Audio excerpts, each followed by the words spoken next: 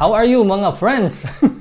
Ari na sa daron kay mag-review ta og sa kabutang niya hapit na namo mahurot og review mga items nga naa sa balay nga mong gigamit.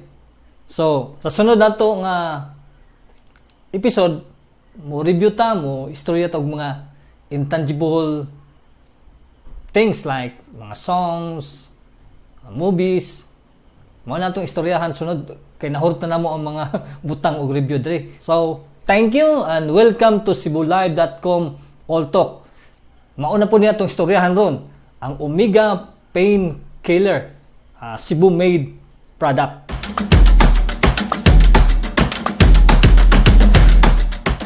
Mauna ang Omega Painkiller nga atong istoryahan ron. Pero una ta, musugod ani og discuss, customary ni sa atong show, nga na tayo mga istorya, no? Mga general, random nga istorya, katawanan niya, nasa uban mga lesson, nga ma-learn, mga social lesson. So, ang una na itong istorya, bahay na ning usa ka tao, sakay siya og bus, hambugiroon siya, hambugiroon gamay. So, nasa natupad sa ating lain nga tao, pare-pare niya edad, mga 30 siguro. So, kay naburingan naman siya sa bus. So, kuot siya sa yang pitaka. So, bay, muna akong asawa, bay. You should see my wife, oh, gwapa kayo. Yan, itubag sa nang usa ka laki nga. You should see my wife. Ingon siya, nga naman bay, gwapa po din mong asawa. Dili, doktor ang asawa, atong ipatanaw ang imong mata. Anyway, padayon tala, napatay laing istorya. Random nga po, kanin, nani mga social nga mga lesson, no, ang atong makatunan. So, usa ka bagong graduate og maestro. So bago siyang graduate niya, eager nga mo tudlo ba? Math teacher siya. Tudlo siya klase. So dito na siya atubangan sa mga bata sa classroom. So mga 7 years old yung mga bata.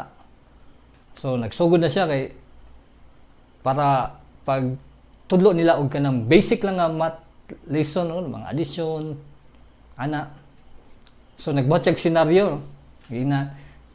Gingnan niya ang iyang class nga. Okay, class, kani mao na tong scenario, no? Kung na kay 1 piso nya ang imong mamagpapa mohatag nimo og 5 piso. Pila naman imong kwarta? So, yang gipasay gibalik niya.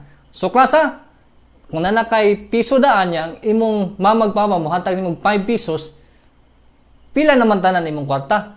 So, naay ni mga estudyante nga ni saka man kamot niya, nani usang nga nga bata nga nagrebika sa kilid, nagmugot lang, murag wala nagmain ba. So gitawag sa maestro nga Pedro. So tawag si Pedro ni Rebecca, pila man kung naa kay 1 piso nya ang imong mamagpapa mohatag nimo og additional nga 5 pesos, pila naman ang imong kwarta? So nitubag ang Rebecca, ang bata, 1 piso sir. So naglingo-lingo si Pedro, ang maestro, ang bagong na maestro, mat, lingo. Akong balikon ha, Rebecca. So mao ni naa kay piso nya ang imong magmamagpapa mohatag nimo og additional nga 5 pesos, pila naman imong kwarta? So nitubag na sa tang bata, piso lagi sir.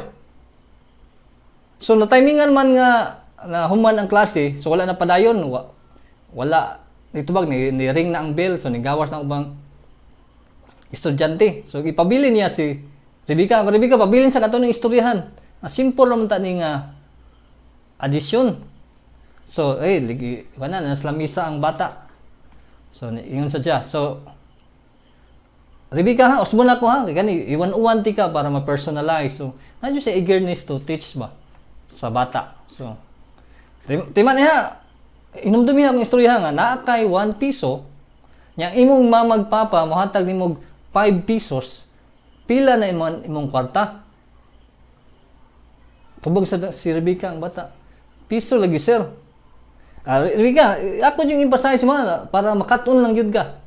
So, kay 1 piso, nya ang imong magpapa, muhatag nimo 5 pesos, pila naman ang imong kwarta. So, nitubag yapon si Rebecca, piso lagi sir, naghilak na ang bata. So, kay first man to niya nga klase, gi-observe siya sa principal. So, nakakita ang principal, gitawag siya niya, ipapauli na si Rebecca, gitawag siya ngadto sa office sa principal. So, nag-istorya sila. Pedro, iyon tong principal ha. Pedro, unsa man to imong pangutana? You should be aware sa imong pangutana. Itubag si Pedro sa ngadto sa principal nga, ma'am, simple naman kayo. Nangutana ra kog simple nga math kay mao nay muhatag man tag senaryo nga kung nana siya piso nya muhatag ang magpapa og pesos, 5 pesos, pila na ilang kwarta. Gitubag gyapon ma'am 1 piso. So mo na ako yung giwan on one siya. Pero nihilak man noon. So nitubag ang katong principal nga, uy Pedro, timan ibaya nga kani atong eskwelahan orphanage ni. Wala na sila magpapa. So, ang lesson learned na ang gitawag ng child sensitivity. So, inana nga mga senaryo na adyo kay training. So, tanaw ka sa mga child protection policy. So, at least, no? Atong istorya, nanay sa lesson nga nag-involve mga issues sa society. So, padayon ta sa atong review aning pag-istorya aning omega painkiller, 60 ml. Namin mo tayo mga tulo ka kriteria. Una, kung worth man sa atong kwarta. Ikaduha, namin siya less impact sa environment. Ug ang ikatulo, ma-recommend man din nato sa atong mga friends. Let's go! So, mauni ang omega painkiller nga gibuhat sa IPI, no? International Pharmaceuticals Incorporated. So, na-discuss na nato sa atong mga previous episodes sa mga proudly Cebu made products. IPI is a homegrown company. Ni-try gihapon ba bisan sa competition. So, local company niya, iya yung ni-sukol siya sa competition sa mga multinational, mga international brands nga dagko og budget sama ng mga big pharma. Di na to i-mention mga pangan, no? So, ni-head on yun siya. Ni-try bisan sa competition. Ang mga dagko nga brands, sa mga international brands, naggasto billions sa advertising. Ang IPI, low profile approach lang, no? Wala sila nagsalig sa budget sa advertising do na sila mga advertising allocation ana, pero ang ilang gibuhat, ang kaning ilang sales department nga penetrative gayo, sumadto jud sa suok-suok sa mga lugar sa Pilipinas nga wa masudli sa mga multinational. So, ana no? Nya nahimo nang word of mouth kang ilang mga produkto mo work man sad. So mao ni no, balik ta sa ingredients aning omega painkiller.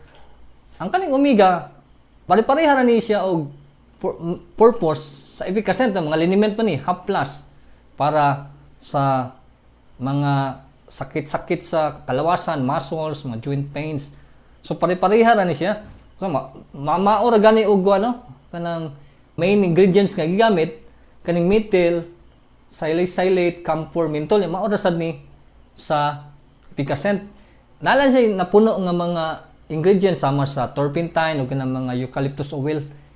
Kanang mga eucalyptus oil basim gyapon na sa mga tanom nga oil, no? Nanay mga antiseptic properties, unsa pa ng properties niya, mga medicinal properties.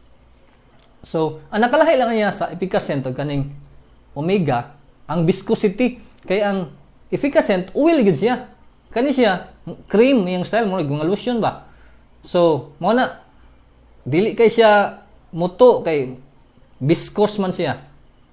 Nya, the same with efficacent, ang kaning omega, para sa mga neck pains, stiff neck, mga arthritis, na pwede sad sa mga insect bites, So mamao ra yun, gi-aim lang isa sa crowd nga mga active kanang mga active lifestyle ba. Kanang hilig mga athletes, kanang mga hilig og dagan, unsa kanang mga paugnat sa kusog. So gi-aim ni siya ani kaning produkto sa kana nga crowd, sa kana nga demographics nga mga active lifestyle.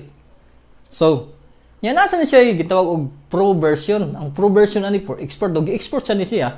Ang pro version gibutangan nila virgin coconut oil, so mas maayo siya sa panit. Ang cost ani kaning sa 60 ml about 60 to 25 sa Watson. So reasonable ra ang presyo sa kani nga klase nga liniment. So export quality nya dugay na sad ni nga brand. So, sunod atong i-discuss ang mga criteria nga atong giingon ganiha.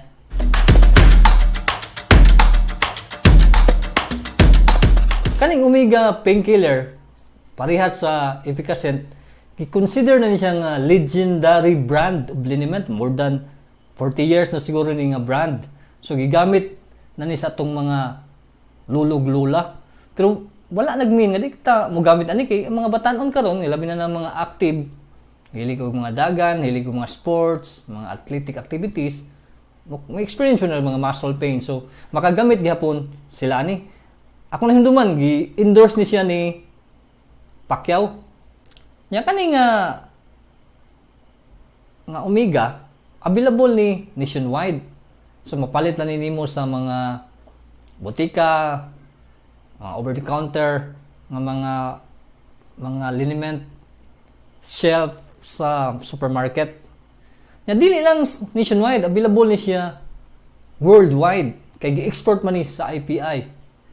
Nya kung maglist pangita sa mga tindahan ngadto sa gawas, ma-order nimo sa Amazon. So naara ni ngadto sa Amazon. Mga tanang nga say kalainan sa Efficacent og kaning Omega. Ang Efficacent sa normal nga pwede sa household, kani para ni sa mga athletes nga mga extreme jud ba nga mga physical activities. Kay ang iyang kahangon na testingan man jud ni nako most longer, no, ang iyang warm effect. So kung gipamaulan jud kag maayo kay nagduwa ka og basket, sakit kay imong mga bagtak, so kani imong gamiton. Kung gibutdan na kag tiyan, pwede tong Efficacent. Pero kani so longer lasting warming effect. So padayon ta sa atong tulo ka criteria. First, worth it ba ni sa kwarta? Of course worth it ni. Sa reasonably priced na ang 60 to 25. Lain nagpresyo ha kay kani base man sa Watson nga presyo. Nya diri jud gi-produce, so worth it sa kwarta kay ni support ka og mga local products.